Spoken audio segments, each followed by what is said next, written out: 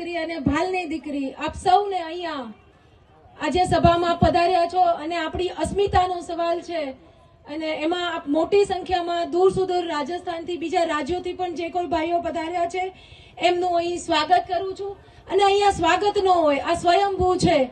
સંકલન સમિતિમાં જ્યારે આ પહેલા આ ચર્ચા પર મીટિંગ થઈ અમારી અને જે કયા નિમ્ન કક્ષાની ટિપ્પણી કરી એની માટેની ચર્ચા થઈ અને મને મહિલા તરીકે આગેવાની લેવાની કીધી ત્યારે મેં પહેલો જ મારો શબ્દ હતો કે મારા ભાઈના બાવડાઓમાં એટલી તાકાત છે કે મારે આમાં મેદાને ન આવવું જોઈએ।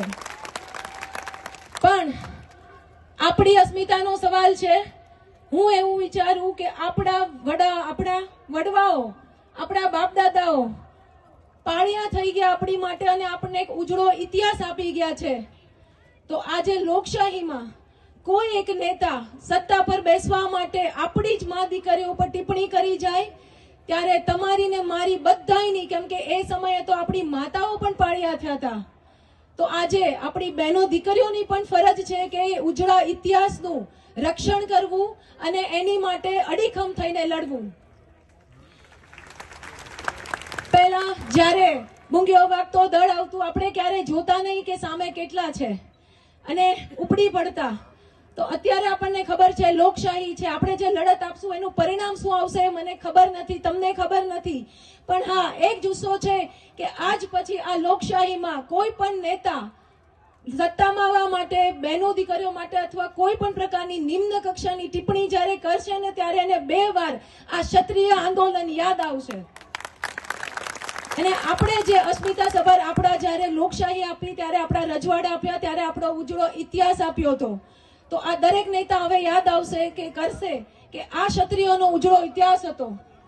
બીજું અહીંયાથી હું મારા દરેક ભાઈઓને વિનંતી કરું કે આ લડતમાં મેં ભાલની દીકરી અને માણસાની વહુનું ગૌરવ સાચવી રાખ્યું છે મારી મર્યાદા સભર। તો હું અહીંયા દરેક મારા ભાઈઓને પણ વિનંતી કરું છું, આપનું લોહી ગરમ હોય હું સમજી શકું છું, માતા દીકરીઓનો પ્રશ્ન છે હું સમજી શકું છું, પણ આ સમય છે માથા દેવાનો લેવાનો નહીં, માથા ભેગા કરવાનો। એટલે ક્યાંય પણ સત્તાને જાણીએ છીએ, આપણે પાવરને જાણીએ છીએ, એટલે ક્યાંય પણ તમારા ને મારાથી કોઈ પણ પ્રકારે કાયદો ઉભો ન થાય। અને હું ગર્વથી કહું છું આટલી સભાઓ થઈ, કાલે રાજકોટમાં કોઈ સભાઓ થઈ, સુરેન્દ્ર થઈ, ભુજમાં થઈ, જામનગર થઈ, કોઈ જગ્યાએ આપણા ભાઈઓએ કાયદો હાથમાં નથી લીધો।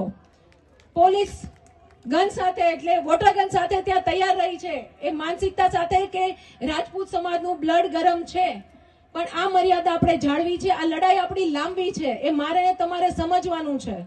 એટલે મોટામાં મોટી સંખ્યામાં માથાઓ ભેગા થાય, બહારના રાજ્યોથી પણ આવે અને આ આપણું આંદોલન રાજ્યની બહાર પણ જાય, કેમ કે માત્ર આપણા ગુજરાતનો સવાલ નથી, ગુજરાતની રાજપૂતોનો સવાલ નથી, આ ભારત વર્ષના રાજપૂતોનો સવાલ છે, સર્વ ક્ષત્રિય સમાજ અને સર્વ જ્ઞાતિનો આ સવાલ છે। ફરી કે હવે મૂંગીઓ વાગ્યો છે તો બધાયનો માંડવો મેદાને હોવો જોઈએ। જય માતાજી। ખૂબ ખૂબ આભાર તૃપ્તિબા। આ સમાજની વિરાસત છે, બેન દીકરીઓ માટે માથા આપ્યા છે, મા ભૌમ માટે માથા આપ્યા છે, આ ધરતીને